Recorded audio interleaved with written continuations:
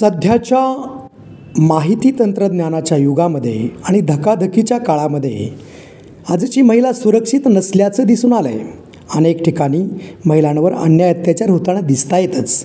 त्यामुळे सरकारने लाडकी बहीण योजना देण्याऐवजी महिलांना सुरक्षा दिली पाहिजे असंही बोललं जातं आहे.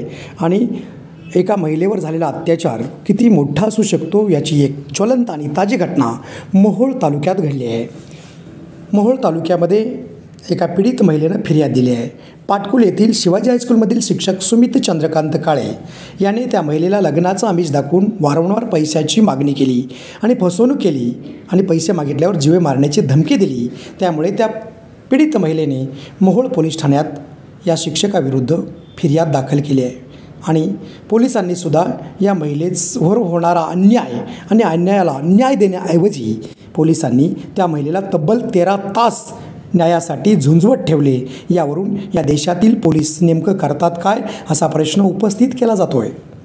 आणि त्यानंतर त्या महिलेने कडक भूमिका घेतल्यामुळे पोलिसांनी अखेर 376/420 504 506 अंतर्गत त्या शिक्षकावर गुन्हा दाखल केला आहे. परंतु त्या पीडित महिलेला न्याय मिळणार का हा खरा प्रश्न आहे.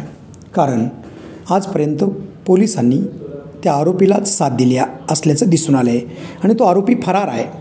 त्यामुळे त्याला पोलीस पकडणार का आणि त्या पीडित महिलेला न्याय मिळणार का असा एक प्रश्न सध्या निर्माण झाला आहे. वास्तविक पाहता त्या महिलेवर होणारा अन्याय समजवून घेण्याऐवजी पोलीस त्या महिलेला उलट वेगळेच प्रश्न विचारून या प्रकरणावरून तिचं लक्ष डायव्हर्ट करण्याचा प्रयत्न करत असल्याचं त्या महिलेनं सांगितलं आहे. आणि त्यामुळेच होणाऱ्या अन्यायाच्या विरोधात आपण 26 जानेवारी रोजी शिक्षण अधिकारी कार्यालयासमोर आत्मदहन करू असा इशारासुद्धा त्या महिलेनं दिला आहे.